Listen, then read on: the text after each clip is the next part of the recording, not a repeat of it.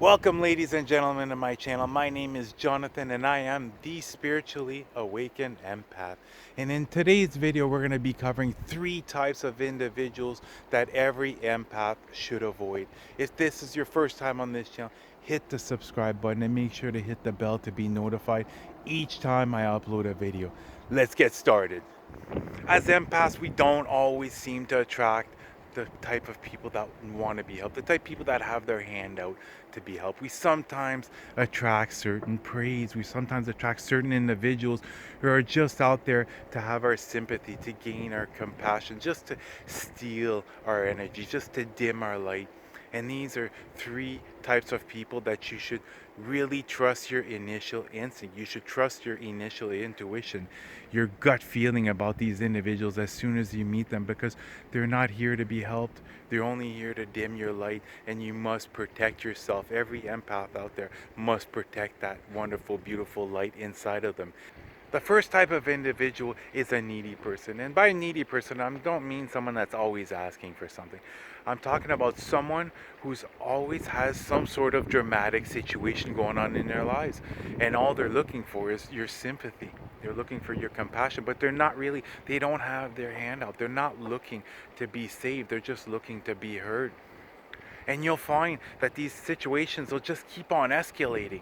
And for me, it's not so much that they take my energy, it's more of the added stress that they add in my life. I've worked really hard at creating a very peaceful environment in my life. And these people come in, and if you give too much attention to them, they're going to stress you out. It's going to bring an imbalance in your life. And that's why you should never bother trying to help these individuals out.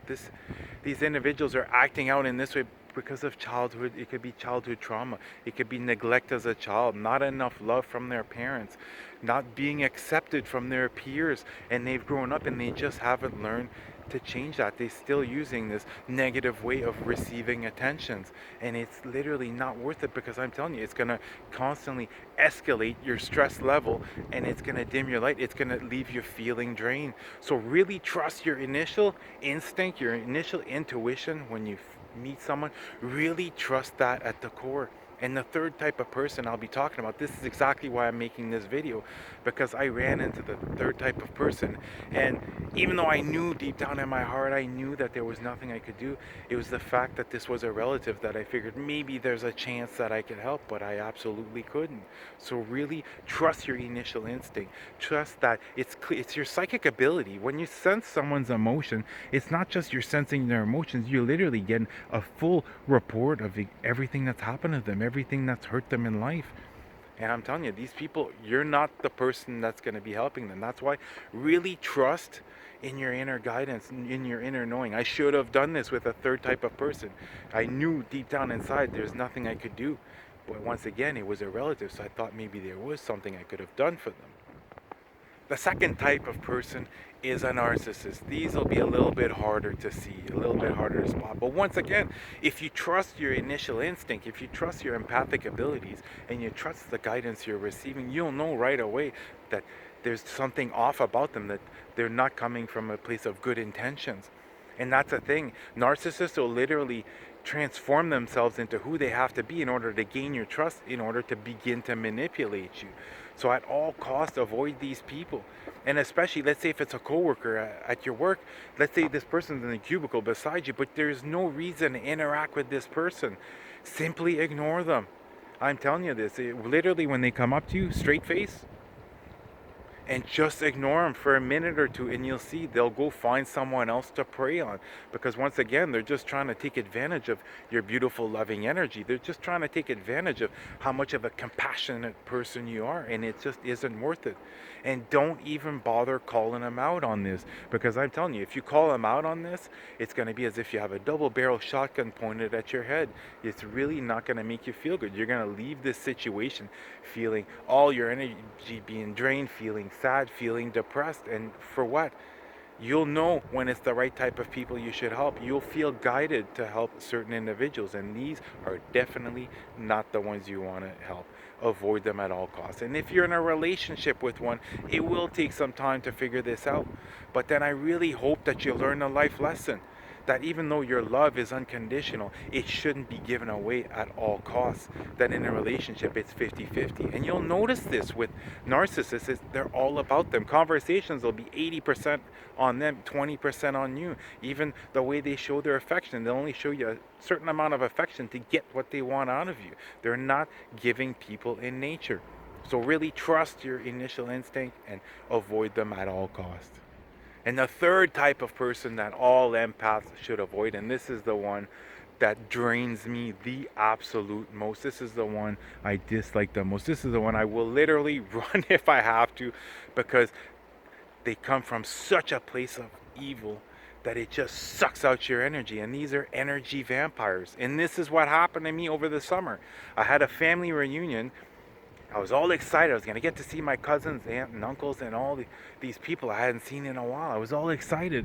As I got to my uncle's cottage, I get to the backyard, and I could just sense this pure evil energy.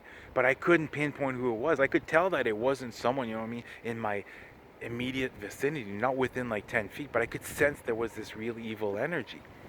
And I right away, I told my angels, you got to really stay close and really protect my energy, because I was really feeling good at that time. And then later on, I finally got to find out exactly who this was. This person, this relative came and sat beside me. And I haven't felt this level of evilness in such a long time. Immediately, I asked my angels to surround me with love and to protect my energy. And I almost like immediately retreated back inside of me. You know, I didn't really interact as much as I should have, because I wanted to keep my energy inside of me. And that's the one thing I really want to emphasize. Whichever way, whichever practice you have in order to keep your energy inside of you, to protect yourself, as long as you believe in it, it will work. And for me, I've learned to use my angels. I've basically, when I'm surrounded by someone that I can just sense has a really low vibration, it's basically, I envision that my angels are surrounding me and are protecting my light. And it's the same thing if you like crystals. If you like crystals, it's whatever you believe in will work for you. If it's crystals, it's crystals. If it's, you're envisioning a white light, a white shield that's protecting you, that's what's going to work. And for me, it happens to be my angels that are the ones that help protect my loving energy. So what happened is I finished the conversation with this person, and I had to excuse myself. I couldn't stand the energy, and as soon as I walked away, I asked my angels to please make sure that I don't see this person the rest of the day, because the energy was way too negative. And I made it through the rest of the night, and I didn't see this person once again. But then what happened, even though I knew that I shouldn't interact with this person, because it was a relative, this weekend I ended up having a conversation with this person on Facebook, and I thought maybe there's something I'm going to be able to make this person see the light and get out of this situation that they're in. But then the opposite happened.